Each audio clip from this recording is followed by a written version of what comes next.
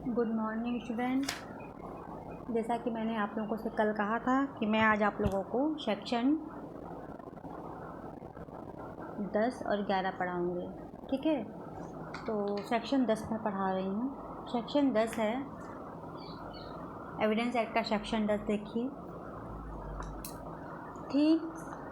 Things said are done by conspirator in difference to common design where there is a reasonable ground to believe that two or more persons have conspired together commit an offense and execrable wrong. Anything said, done or written by any one of such person in reference to their common intention after the time when such intention was first entertained by any one of them is a relevant fact as against each of the person believed to be so conspiring, as well for the purpose of proving the extent of the conspiracy as for the purpose of showing that any such person was a party to it।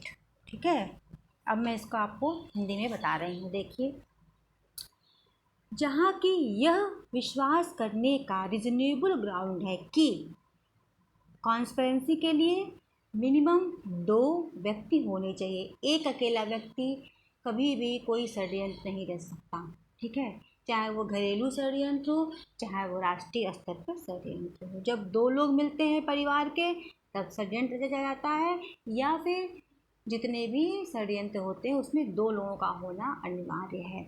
2 या अधिक व्यक्ति ने अपराध या अनुयोज्य दावे दोष करने के लिए मिलकर षड्यंत्र किया है, वहाँ उनके सामान्य आशय के बारे में उनमें से किसी एक व्यक्ति द्वारा उस समय के पश्चात जब ऐसा उनमें से किसी एक ने प्रथम बार क्या किया, मन में धारण किया, ये नहीं कि कर दिया, सिर्फ सोचना, इंटेंशनली सोच लिया, कहा, लिखा, तो क्या होगा, उन बातों में से जो व्यक्ति जुड़ेगा उनके विरुद्ध ये विश्वास किया जाएगा कि उन्होंने इस प्रकार षड्यंत्र किया। षड्यंत्र का अस्तित्व साबित करने के प्रयोजनार्थ उसी प्रकार सुसंगत है जिस प्रकार ये दर्शित करने के प्रयोजनार्थ कि ऐसा व्यक्ति उसका पक्षकार था। यह विश्वास करने का युक्त आधार होना चाहिए। धारा 10 का अंतर्निहित सिद्धांत है, अनजान व्यक्तियों का समव्यवहार अन्य पक्षकारों को प्रभावित न करे, वही प्रभावित हो जो उसमें सम्मिलित हों। षड्यंत्र की परिभाषा कहाँ दी गई है? षड्यंत्र की परिभाषा आईपीसी के सेक्शन 120A में दी गई है। षड्यंत्र के निम्नलिखित 4 आवश्यक तत्व होते हैं: 2 या 2 से अधिक व्यक्ति, उनमें करार का उद्देश्य अवैध हो, अवैध साधनों द्वारा उस उद्देश्य को पोषित करना। इसकी 3 महत्वपूर्ण केसेस हैं: बद्री प्रसाद बनाम बिहार राज्य 1968 1968 सुप्रीम कोर्ट, मिर्जा अकबर बनाम सम्राट 1914 पीसी, और आर बनाम ब्लैक का सिद्धांत है। ये सारी चीज़ें इस पे रेलिवेंट होती हैं। अब मैंने कुछ आप लोग अपने कुछ लिख के रखा है, अपनी समराइज़ करके इसको बनाया है, वो पढ़िए। सेक्शन मैंने आपको क्लियर कर दिया। सामान्य परिकल्पना के बारे में षड्यंत्रकारी द्वारा कही गई, की गई, लिखी गई, सोची गई बात क्या होती है? षड्यंत्र होती है। धारा 10 का आता है। इस धारा का उद्देश्य क्या है? एक सह षड्यंत्रकारी के ऐसे कार्यों एवं कथनों को षड्यंत्रकारियों के पूरे समूह के विरुद्ध ग्रहण किया जा सकता है, क्योंकि अपराध का स्वरूप ही ऐसा होता है कि षड्यंत्र हमेशा गुप्त रूप से ही बनाया जाता है। सामान्य आशय के बारे में कही गई, की गई, लिखी गई कोई बात ग्राह्य होती है। षड्यंत्र इसलिए षड्यंत्र के बारे में षड्यंत्रकारी द्वारा लिखे गए पत्रों की अंतर्वस्तु दूसरों के विरुद्ध सुसंगत होती है। प्रत्यक्ष मुलाकात षड्यंत्र में आवश्यक नहीं होता है। यह जरूरी नहीं कि हम शुरुआती स्टेज से ही एक दूसरे से जुड़े रहें या एक दूसरे को जान रहे हैं। अगर हम लास्ट स्टेज पे भी उसमें सम्मिलित हो गए तो हम उसके दोषी पाए जाएंगे। ये रहा आपका षड्यंत्र के बारे में संक्षिप्त मेरा नोट्स। अब मैं आपको सेक्शन 11 पढ़ाती हूँ। सेक्शन 11 क्या है? वे तथ्य जो अन्यथा सुसंगत नहीं है कब सुसंगत होते हैं। When facts not otherwise relevant become relevant,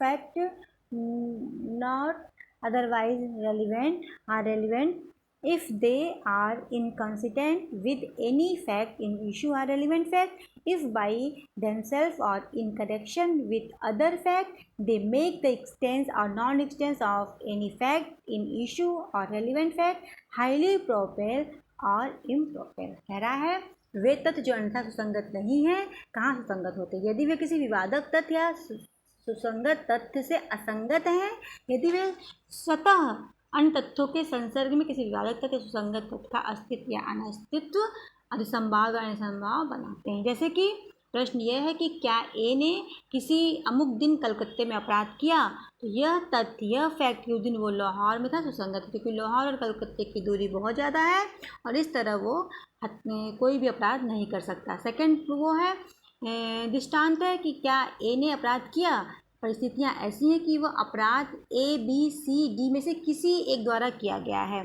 तो हर तथ्य दर्शित करते हैं कि ये अपराध किसी अन्य द्वारा नहीं बल्कि इन्हीं पांचों में से किसी एक द्वारा किया गया है। धारा 11 बहुत व्यापक है, इसके दो खंड हैं। वे तथ्य जो विवादक तथ्य या सुसंगत तथ्य से असंगत है वे भी सुसंगत होते हैं। दूसरा, वे तथ्य जो स्वयं या किसी अन्य तथ्यों के संसर्ग में मिल के किसी विवादक तथ्य या के अस्तित्व या अनिश्चित्व को संभव बनाते हैं वो भी सुसंगत होते हैं। तो दो बातें इसमें ध्यान रखने वाली हैं आपको। अभियुक्त अगर घटना स्थल से 400-500 मीटर दूरी पे है तो ये नहीं कहा जा सकता कि वो अपराध नहीं कर सकता क्योंकि आजकल ज़माना हाईटेक का है। अब मैंने भी इसमें कुछ बातें ऐड की हैं, मैं उसको आपको बता रही हूँ। इसमें मैंने ऐड किया है कि सेक्शन 11 के लिए दो बातें आवश्यक होती यह कि संपार्श्विक साक्ष्य स्वयं युक्त रूप से निश्चायक साक्ष्य द्वारा साबित हो। दूसरी बातें यह साबित होने के बारे में कि उससे विवादास्पद बात के संबंध में युक्त धारणा और निष्कर्ष निकले। विशेष दावे या आरोप को सिद्ध करना या असिद्ध करना इस धारा का उद्देश्य है। प्रथम खंड इसका कहता है, प्रथम क्लास वे तथ्य जो विवादक तथ्य सुसंगत तथ्य से असंगत होते सुसंगत होते हैं। दूसरा कहता है वे तथ्य जो या तो स्वयं या अन्य तथ्यों के संसर्ग में किसी विवादक तथ्य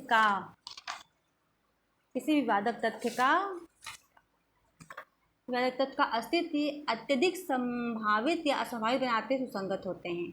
एक तथ्य को दूसरे तथ्य से असंगत तब कहा जाता है जब वे दोनों तथ्य साथ साथ नहीं रह सकते। इस खंड के अंतर्गत प्रोफेसर विगमोर ने 5 प्रकार के तथ्यों के बारे में बताया है जो साथ साथ नहीं रह सकते। पहला, प्ली ऑफ एलिबाई, अन्यंत उपस्थित होने का साक्ष्य, आरोपित का घटनास्थल से अन्यंत स्थान पर होने का। ये एक बहुत अच्छा साक्ष्य है, जब तक ये पूर्णतः साबित नहीं तब तक आरोपी को दोषी नहीं ठहरा सकता। दूसरा, बच्चे की लिजिटमेसी, मतलब क्या उस पति का उस स्त्री के पास पहुंच होने का कोई लीगल या कोई वैधानिक ग्राउंड था। अगर ये साबित हो जाता है कि दोनों का, क्योंकि सेक्शन 112 में आप लोग पढ़ेंगे कि कैसे तो 280 दिन जो होते हैं प्रेगनेंसी पीरियड, क्या उसमें वो पहुंचा था उसके पास। यदि वो ये बचाव ले लेता है कि मैं वहाँ गया ही नहीं था तो ये उसके पक्ष में फेवर में चला जाएगा। दूसरी बात है मृतक व्यक्ति का जीवित होने के बारे में कि एक व्यक्ति मर गया है और फिर कहा जाता है कि वो मृत्यु के पश्चात जीवित रहा, ये भी इस तथ्य द्वारा साबित किया। चौथा, किसी अन्य व्यक्ति द्वारा अपराध का किया जाना, अपराध मैंने नहीं किसी अन्य। और चौथा, स्वयं द्वारा अपने को शारीरिक क्षति पहुंचाना। तो ये 5 ग्राउंड जो विगमोर ने दिए गए हैं, इसी से इसकी रेलिवेंसी साबित होती है। ये रहा आपका सेक्शन 11, सेक्शन 10। अब मैं आपको कल पढ़ाऊँगी सेक्शन 12, 13 और 14। Thank you so much. Channel से बने रहिए, लाइक कीजिए, सब्सक्राइब कीजिए, शेयर कीजिए। मेरे पढ़ाने में जो भी प्रॉब्लम्स हो, जो भी चीज़ समझ ना आती हो, आप मुझे तुरंत कमेंट करिए, मैं अपनी गलतियों को सुधारूँगी। ये चैनल मैंने बस आप लोगों के लिए बनाया है और अपने लिए खुद बनाया है कि मैं आप लोगों को पढ़ाते पढ़ाते मुझे खुद ही चीज़ों का नॉलेज हो जाएगा। Thank you so much.